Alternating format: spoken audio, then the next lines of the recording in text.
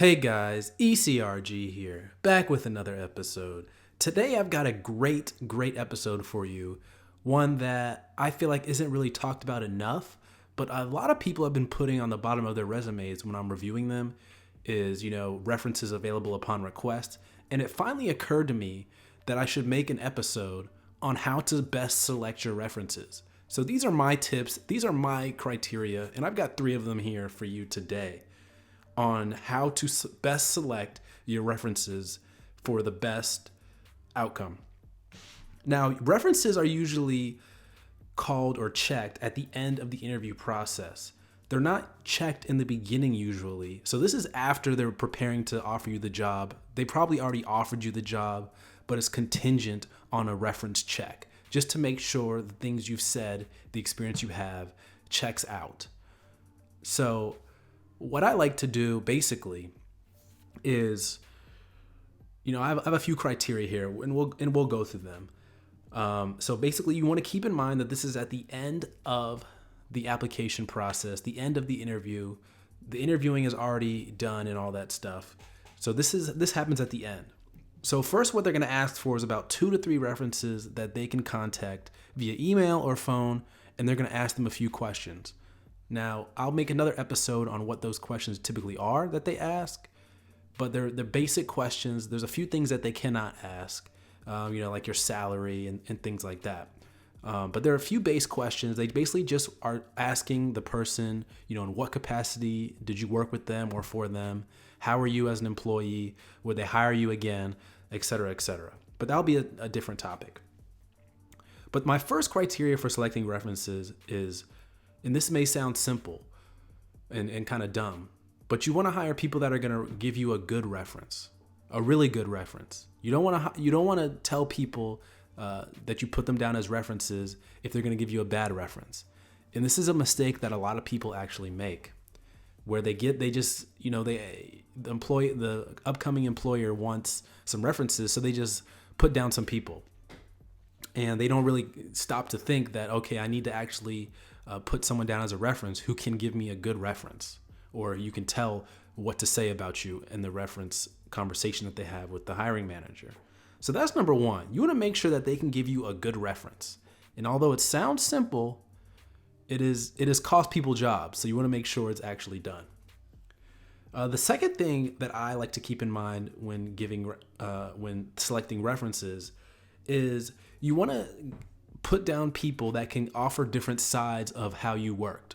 So one good rule of thumb is you want to give a boss, someone who has managed you, worked with you as their employee, and then a colleague, because your dynamic is going to be different.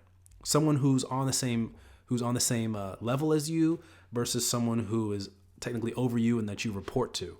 So those are going to offer different sides of you, and there's going to be good for the recruiter or hiring manager, whoever is reaching out to them, to basically give a more complete picture of what you're like to work with. So that's one of the things I like to do is a boss and a colleague. And one good thing about the colleague that I like is typically you're going to be friends with them, or you're going to be a little bit closer to them than you are with your past boss, all things considered. So you can kind of tell them, what to say, or, they're pretty much going to be really, really kind, and they're definitely going to be in your corner. So that's going to be something easy that you can think about. And one of the reasons why I like the colleague, because they offer a unique perspective as opposed to the boss, and they're going to pretty much give you a good review. The next thing that I like to, for my tips are, you want to make sure that the people that are giving references have pertinent skills and positions to what you're applying for. So if you had a number of jobs in the past, let's say you worked at McDonald's, let's say you worked as a nurse after that, let's say you worked in a laboratory, and let's say, you were an aircraft mechanic, just all random jobs, and you're applying for clinical research, of course.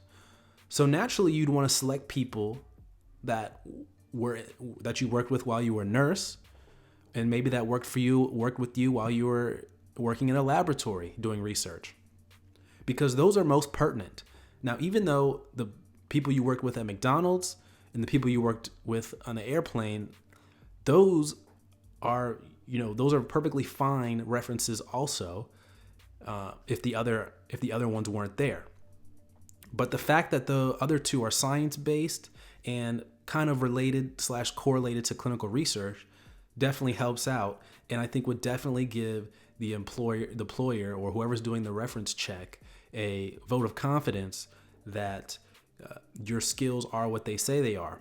And you definitely want to make sure that you're choosing more of the recent references too. You don't want to give references from like 20 years ago or something like that, or references from your like summer job when you were in middle school or something like that.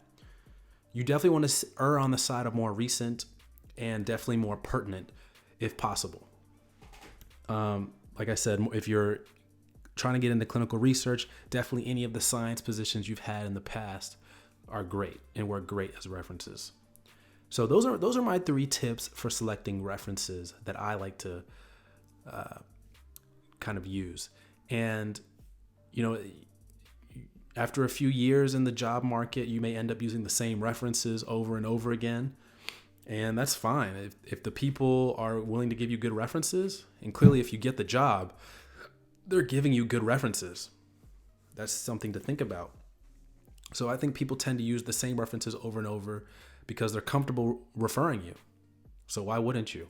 Why would you fix what's not broken? So those are my tips for selecting references when it comes to the clinical research industry. Hope that was helpful. I know a lot of people may have questions about this, and some people that haven't had much job experience, you don't really have much choice.